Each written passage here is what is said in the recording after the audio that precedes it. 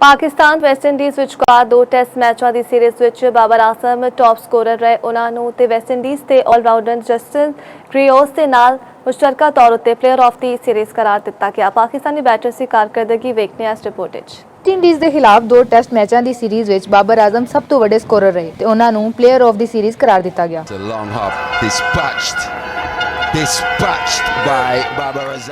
बाबर आजम ने पहले टेस्ट में 23 ते 58 जबकि दूजे टेस्ट में 88 ते 24 रन दी इनिंग्स खेड़ियां। अब्दुल्ला शफीक ने एक मैच खेड़िया ते दोनों इनिंग्स विच आउट ना हुए। उन्होंने 160 ते 24 रन समेत मजमूई तौर 184 रन बनाए।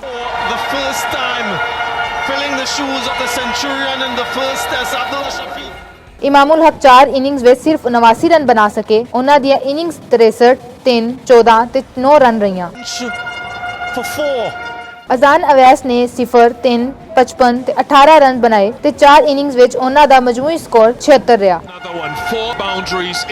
शान मंसूर ने एक टेस्ट खेड़िया ते 109 ते 3 रन दी इनिंग्स खेड़ियां। सलमान आगा ने 4 इनिंग्स खेड़ियां जिन्हां विचों 3 विच खाता भी ना खोल सके जबकि एक इनिंग्स विच 20 रन बनाए। विकेट कीपर मोहम्मद रिजवान ने 3 इनिंग्स विच 12, 11 ते 18 रन बनाए ते उन्हां दा मजमूई स्कोर 41 रहा। आमिर जमाल 2 इनिंग्स विच 3 ते 0 रन बना के आउट हो गए। दूजे मैच में टेस्ट कैप हासिल करने वाले अवैस जफर अपनी इकलौती इनिंग्स में सिर्फ 1 रन बना के आउट हो गए। साजिद खान ने एक इनिंग विच बैटिंग की थी। अब्दुल्ला शफीक दे नाल लंबी शराकतदारी बनाई ते कीमती 30 स्कोर रन कीते। अली उस्मान 3 इनिंग्स विच 0, 2 ते 10 रन बना सके।